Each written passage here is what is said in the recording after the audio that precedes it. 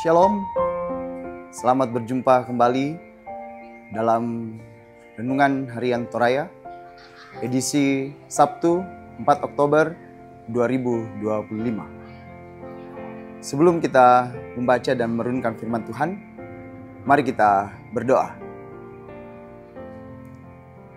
Terpuji namamu ya Tuhan, Sang Pemilik kehidupan kami. Kami senantiasa bersyukur ya Tuhan untuk segala kasih pemeliharaan Tuhan yang terus nyata dalam kehidupan kami.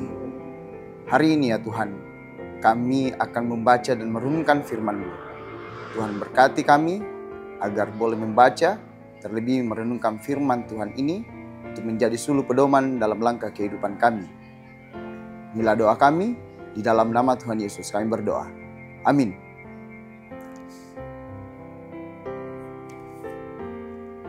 Pembacaan kita hari ini dari Injil Matius pasal 20 ayat yang ke-29 sampai 34. Injil Matius pasal 20 ayat 29 sampai 34. Firman Tuhan. Yesus memulihkan penglihatan dua orang buta. Ketika Yesus dan murid-muridnya keluar dari Yeriko, orang banyak berbondong-bondong mengikuti dia. Ada dua orang buta yang duduk di pinggir jalan mendengar bahwa Yesus lewat. Lalu mereka berseru, "Tuhan, Anak Daud, kasihanilah kami." Orang banyak itu menegur mereka supaya mereka diam. Namun mereka makin keras berseru, "Tuhan, Anak Daud, kasihanilah kami." Lalu Yesus berhenti dan memanggil mereka. Ia berkata, "Apa yang kamu kehendaki kuperbuat bagimu?" Jawab mereka, "Tuhan, supaya mata kami dapat melihat." Tergeraklah hati Yesus oleh belas kasihan kepada mereka, dan ia menyentuh mata mereka. Seketika itu juga mereka dapat melihat, lalu mengikuti dia. Demikian firman Tuhan. Amin. Tema perenungan kita di hari ini, iman mengalahkan ketakutan. Dalam bahasa Toraja, kapatonganan untaloi kama takuran.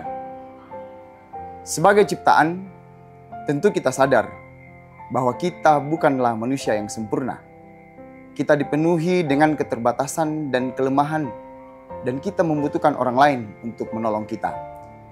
Hal ini jelas disampaikan oleh Allah ketika Allah menciptakan penolong bagi manusia. Dalam Kejadian 2 ayat 18, manusia diciptakan untuk hidup bersama dan saling menolong dalam setiap keperluan hidup. Namun di atas semua itu, pertolongan dari manusia pun tidak ada yang sempurna. Oleh karena itu, kita membutuhkan Tuhan yang sempurna dalam pertolongannya. Hal yang sama yang dialami oleh kedua orang buta tersebut, di mana mereka sedang membutuhkan kesembuhan karena keterbatasan yang mereka alami. Mereka tahu bahwa mereka membutuhkan pertolongan dan hanya Yesus sajalah yang mampu menyembuhkan penglihatan mereka. Sekalipun mereka belum pernah menyaksikan secara langsung mujizat yang Yesus lakukan, hanya mendengarkan dari orang-orang yang lewat di sekitar mereka, tetapi dari berita yang mereka dengarkan itulah yang membuat mereka punya pengharapan dan keyakinan terhadap Yesus. Iman yang teguh mengalahkan teguran dari orang yang banyak pada saat itu. Semakin mereka ditegur, semakin keraslah mereka berseru. Kita pun sering mengalami pergumulan ketika diri kita ataupun orang lain tidak mampu untuk memulihkan keadaan. Kita hanya membutuhkan Allah dan pertolongannya. Mengapa harus Allah?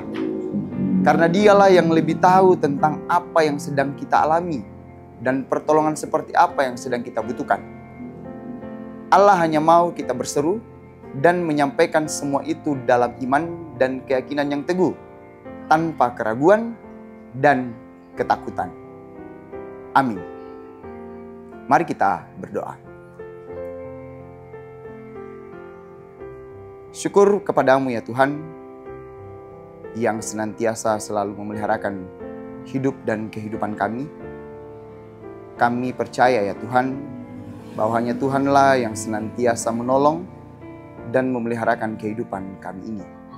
Biarlah ya Tuhan, dalam menjalani kehidupan kami hari ini, Engkau yang senantiasa bersama dengan kami, sehingga kami pun boleh melalui berbagai hal, berbagai kegiatan, terlebih tugas tanggung jawab pelayanan yang Tuhan telah lambankan kepada setiap kami. Tuhan yang menolong kami, Tuhan yang akan memampukan kami sepanjang hari ini.